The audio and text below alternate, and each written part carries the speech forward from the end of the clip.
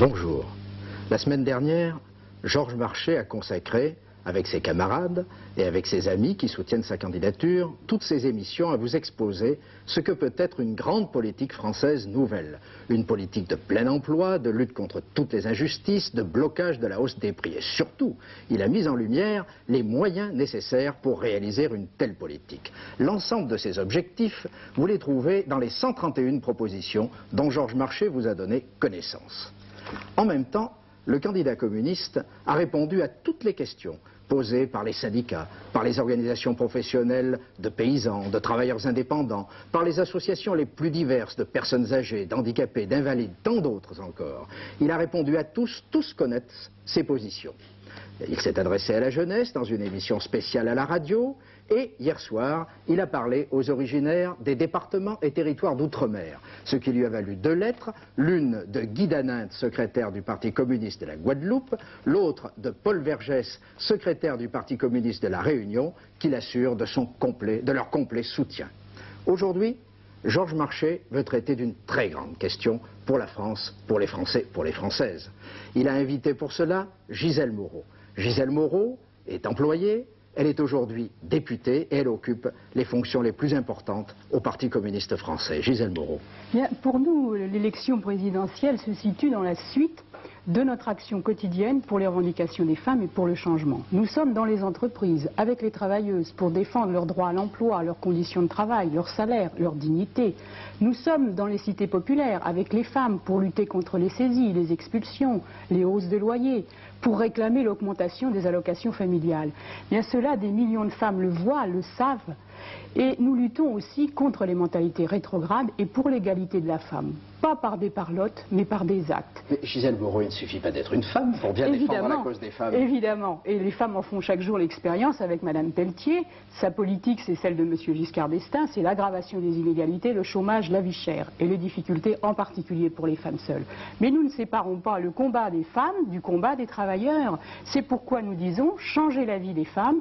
Eh bien, c'est porter atteinte à la loi du profit, briser cette loi de l'argent, et Georges Marchais est le seul candidat à vouloir le faire. À l'occasion d'une campagne électorale, Georges Marchais ? Non, non. Mais en vous écoutant tout à l'heure, je pensais que s'il suffisait d'être une femme pour résoudre les problèmes des travailleuses et des ménagères, il suffit de regarder ce qui se passe du côté de Londres avec Madame Thatcher. Cela étant dit, pour répondre plus précisément à ta question, non, il ne s'agit pas pour moi d'une question nouvelle qui aurait surgi avec la campagne électorale. Il y a 10 ans, c'était dans une réunion qui s'était tenue à l'Olympia à Paris, je crois. J'avais mis en évidence le fait que, selon moi, l'un des événements sans doute les plus importants des dernières décennies, c'était la participation massive des femmes aux luttes économiques, sociales et politiques.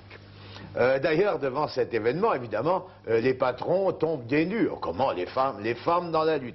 Eh bien, je leur ai dit d'ailleurs durant toute la campagne électorale, messieurs les patrons, vous n'avez rien vu. Les femmes soumises, craintives, passives, c'est fini, c'est bien fini. Vous ne reverrez jamais plus. Dans toutes les grandes entreprises, mais aussi dans les petites et les moyennes qu'il ne faut pas confondre avec les artisans. Non, il ne faut pas confondre effectivement avec les artisans. Tu as tout à fait raison. Cela étant dit, les petites et moyennes entreprises ont doublé leurs profits depuis que Giscard d'Estaing est au pouvoir. Et c'est dans ces entreprises-là que les travailleurs, et en particulier les travailleuses, les femmes, sont les plus exploitées. J'ai rencontré des femmes qui, aujourd'hui encore, subissent les abattements de zones qui sont interdits depuis 1968. C'est la raison pour laquelle il faut soutenir. Elles sont d'autant plus exploitées, ces femmes, il n'y a pas de syndicat, il n'y a pas de parti dans ces petites et moyennes entreprises. En somme, pour que ça change, Gisèle, c'est bien vrai, il faut que les femmes s'en mêlent. Absolument. Ce qui nous amène à faire le point de la campagne électorale. Nous voici à 4 jours du premier tour. Georges Marchais, toi, depuis le début, tu montres ton jeu, les cartes sont sur la table, mais naturellement, en fin de campagne, il se développe des manœuvres diverses, ce sont des sondages, des déclarations, des affiches, c'est fait pour brouiller les cartes. D'abord, je dirais que je trouve tout cela excessif et bien loin des préoccupations des Françaises et des Français. Chômage, tu l'as dit toi-même tout à l'heure, inflation, problème de l'école, du logement, etc., etc.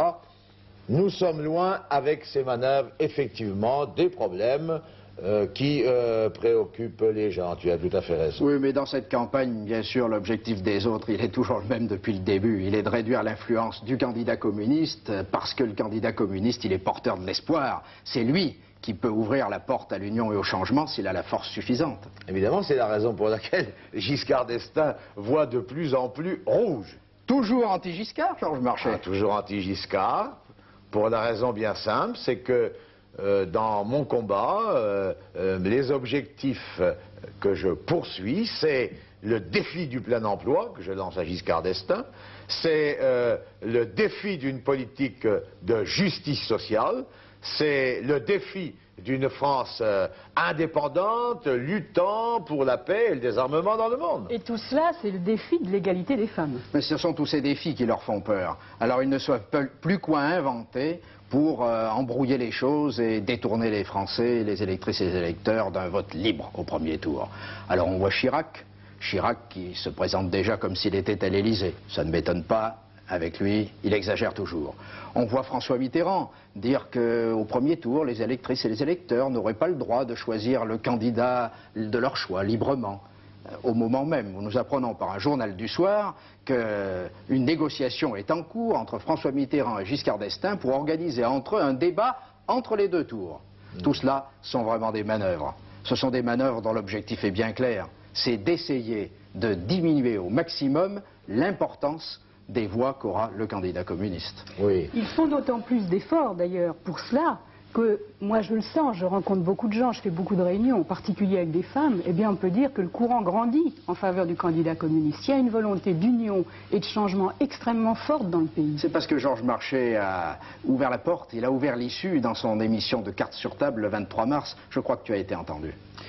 J'ai été entendu, je le sens dans les réunions auxquelles je participe, le courrier que je reçois, les appels qui sont très nombreux à voter pour moi. Mais malheureusement, il me faut faire une constatation. J'ai été entendu de beaucoup de Français, mais je n'ai pas été entendu par François Mitterrand. La semaine dernière, je parlais avec un ami qui reflète assez bien l'opinion, ce que pensent les gens. Et il me disait ceci: avec François Mitterrand, c'est flou. On ne sait pas où on va. Alors, il refuse de s'engager clairement. Oui, c'est le refus de s'engager clairement. Alors, moi, je pense que, au contraire, ce dont ont besoin les Françaises et les Français, c'est la chose suivante. Il y a la crise.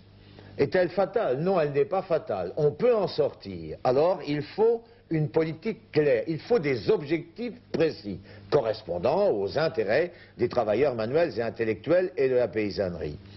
Objectifs, mais moyens, évidemment, pour réaliser ces objectifs. C'est la deuxième question. Et troisième question, avec qui mettre en œuvre une telle politique? Les Françaises et les Français le savent. Je répète partout où je passe. Aucun parti, je dis bien aucun parti ne peut prétendre dans ce pays gouverner seul. Il faut nécessairement une alliance. J'ai proposé clairement, pour ma part, si je suis élu, je constituerai immédiatement un gouvernement socialiste, communiste, capable de mettre en œuvre la politique nouvelle. Mais François Mitterrand? François Mitterrand continue d'affirmer, d'une part, alors d'un côté c'est le flou, je l'ai dit, et dans les objectifs et dans les moyens, et d'autre part... pas le mot de profit. Non, le mot profit est un mot tabou. Et d'autre part, c'est le refus des ministres communistes. Et François Mitterrand dit d'ailleurs, lui aussi, affaiblir le Parti communiste, c'est nécessaire. Pourquoi? Parce qu'il veut se garder les mains libres. Réfléchissons un peu ensemble. Il veut se garder les mains libres parce qu'il veut éventuellement gouverner avec la droite. Il faut battre Giscard. Et il faut créer les conditions pour écarter le danger d'un accord, d'une alliance, comme tu disais, entre le Parti socialiste et la droite. Les Françaises et les Français le savent bien. Ce ne sont pas des inventions de notre part. Ça s'est déjà vu dans le passé en France. Ça se voit à l'extérieur de nos frontières, dans d'autres pays. Et partout où ça s'est fait, où ça se fait, les travailleuses et les travailleurs connaissent des déboires. Par conséquent, devant le patronat, la droite qui se prépare à une telle coalition socialiste et droite, il est indispensable de dresser une barrière, de prendre une assurance, en somme de barrer la route à ce danger. Pour ce qui me concerne, j'en suis plus convaincu que jamais. On peut battre Giscard, on peut gagner, on peut changer. Mais évidemment, cela dépend du vote du 26 avril au premier tour. Cela dépend des Françaises et des Français. J'ai expliqué clairement quels étaient mes objectifs, les moyens de les atteindre, à la fois au plan économique et politique. Ce qu'il faut, c'est me donner la force qui est nécessaire pour avancer dans cette voie. C'est ça le vote utile pour les travailleuses et les travailleurs. Oui, et cela pourrait bien être les femmes qui feront pencher la balance du bon côté. Les travailleuses et les travailleurs en ont vu d'autres dans ce pays. Nous savons bien que la lutte pour l'union, elle connaît des hauts et des bas, il y a des moments difficiles. Et l'expérience montre une chose. Ce n'est pas la première fois que le Parti socialiste refuse nos propositions. Mais pour parvenir à réaliser l'union, il faut que le poids, si je puis dire, dans la balance, pèse du bon côté, c'est-à-dire du côté de l'union. D'où l'importance du vote du premier tour. D'où mon appel de ce matin dans un article que j'ai publié. Tout est encore possible, voilà mon avis. Donc on peut gagner. On peut gagner, il faut rassembler le maximum de voix sur le nom du candidat communiste, sur Georges Marchais. Sur le maximum de voix de femmes et d'hommes. Notre prochaine émission aura lieu avec René Andrieux qui interviewera Georges Marchais. René Andrieux est rédacteur en chef de l'Humanité.